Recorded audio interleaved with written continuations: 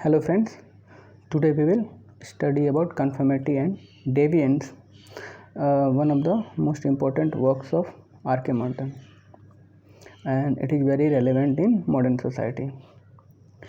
Now, deviance consists of those acts that do not follow the norms and expectations of a particular social group.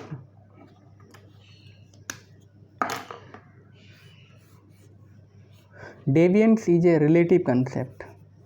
There is no absolute way of defining a deviant act. What is regarded as deviant varies from time to time and place to place. Deviance is culturally determined, and cultures change over time and vary from society to society. Merton developed his concept of deviance to analyze American society. Merton argues that deviance is resulted from the culture and structure of society itself. As members of the society share the same major values but due to different position in the social structure, that means different class position, they do not have the same opportunity of realizing the shared values. In Merton's words, the social and cultural structure generates pressure for socially deviant behavior upon people variously located in that structure. This situation generates deviance.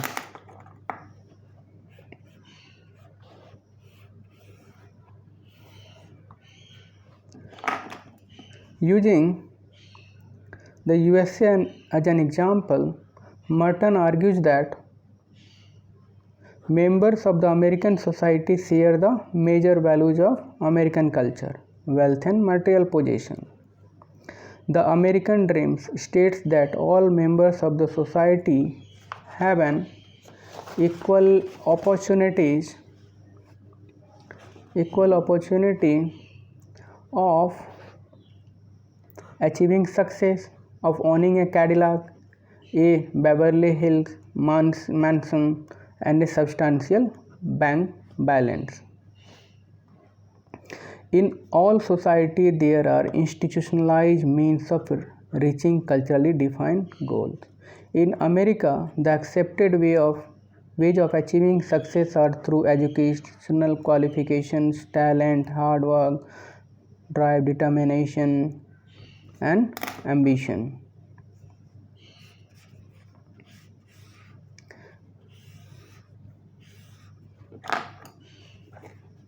In a balanced society, an equal emphasis is placed upon both cultural goals and institutionalized means, and members are satisfied with both.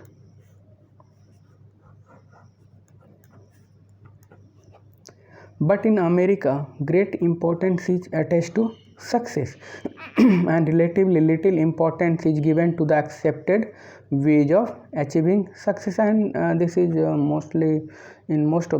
is the case in most of the countries, even in India. There is tendency to reject the rule of game and to strive for success by any available means. This is equally true for India also. When rules cease to operate, a situation of normlessness or anomy results. In Merton's theory, anomy involves an overemphasis on cultural goals of success and lack of emphasis on culturally accepted means of achieving success. That means adhering to the norms and laws of society. It leads to a breakdown in norms. So here the Merton's definition of anomy is, that means emphasis on the cultural goal but lack of emphasis on the culturally accepted means of achieving success. That is, Merton called it as anomy. Now, Merton outlined 5 possible ways in which members of American society could respond to the success goal. First one is conformity. It is the most common response. Members of the society conform to both the success goals and to the normative means of reaching them. They strive for success by means of accepted channels, and we can put the example. Basically, those who are higher class and have the access afford, they can access and afford easily the means to achieve the cultural goals. So the adopt conformity, we can see in Indian society also middle and upper middle class generally show conformity with the cultural norms and cultural goals. Now second one is innovation. This response rejects normative means of achieving success and turns to deviant means, in particular crime. Merton argues that members of lower social strata are most likely to select this route to success. They are least likely to succeed via conventional channels, and so there is greater pressure upon them to deviate. Their educational qualifications are usually low and their job provides little opportunity for advancement. Since their way is blocked, they innovate, turning to crime, which promises greater reward than legitimate means. So to achieve cultural goals, they innovate, turning to crime, which promise greater rewards for legitimate means. So it is characteristic of lower class strata, social strata. They are less likely to succeed via conventional channels, so there is great pressure upon them to deviate. Their educational qualifications are usually low and their jobs provide little opportunity for advancement. Since their way is blocked, they innovate, turning to crime, which promises greater rewards than legitimate means. Merton argues that membership of the lower strata is not sufficient in itself to produce deviance. Only in societies such as USA, where all members share the same success goal, those who are imperfectly socialized innovate so that they abandon institutional means while retaining success aspirations.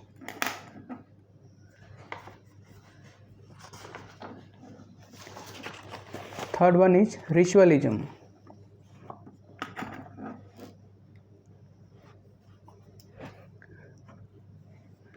Those who select this alternative are deviant because they have largely abandoned the commonly held success goals. The pressure to adopt this alternative is greatest for members of the lower middle class, whose occupations provide less opportunity for success, but they have been strongly socialized to conform to social norms. So here lower middle class in India also strongly socialized to conform to the social norm. This prevents them from turning to crime, unable to innovate. Majority of the lower middle class in India are like that. This prevents them from turning to crime, unable to innovate, and with jobs that offer little opportunities for advancement, they abandon their success goal. Merton put the examples of lower grade bureaucrats, ultra respectable but stuck in a rut. They are sticklers for the rules, cling to red tape, conform to the outward standards of middle class respectability, but have given up striving for success. Rituals are deviant because they have rejected the success goals held by most members of the society. Fourth one is retreatism. It applies to psychotics,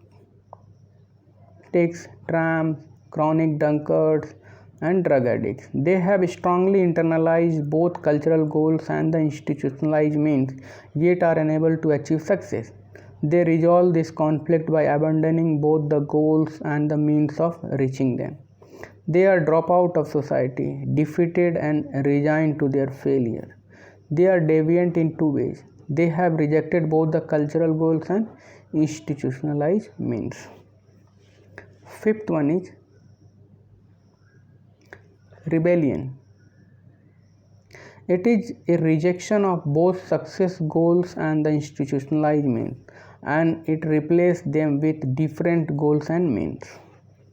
Those who adopt this alternative wish to create a new society. Merton argues that it is typically members of the rising class rather than the most depressed strata who organize the resentful and rebellious into a revolutionary group. Now, to summarize, Merton claimed his analysis showed how the culture and structure of the society generates deviant.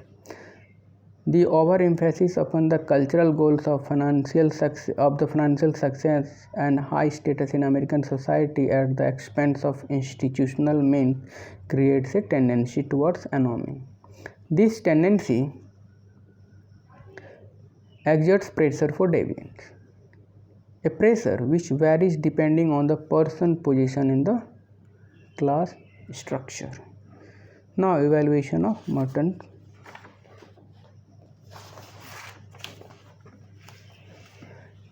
First, critics have attacked Merton for neglecting the power relationship in society as a whole. Those who are powerful make laws that guarantee their success. Merton has also been criticized for assuming that there is value consensus in American society and that people only deviate as a result of structural strain. Taylor, Walton, and Young believe that Merton's theory cannot account for politically motivated criminals, separatists, terrorists, who break the law because of commitment to their cause rather than effects of anomie. Some critics believe that Merton's theory over-predicts and exaggerated working class crime and under-predicts and underestimates middle class or white-collar crime. Some sociologists defend Merton's theory. Robert Reiner points out that Merton acknowledged that not all Americans accept the success of the American dream, though such goals are sufficiently widespread in the lower strata to account for their deviance. Reiner also notes that Merton was well aware about white-collar crime as American society placed no upper limit on success and official statistics disproportionately record crimes in the street. But Merton emphasized more on working class crime as this number was much more than white collar crime, and also pressure to find alternate route to success is much more on working class crime. Despite the criticism, Merton's theory remains one of the more plausible attempts to explain the crime rates in modern society across the world. Here we can put the examples of rising crime in cities in India due to rising material aspirations, and it has enough scope for further development to make it more inclusive. So it's all about Merton viewpoint deviance. Okay, thank you very much.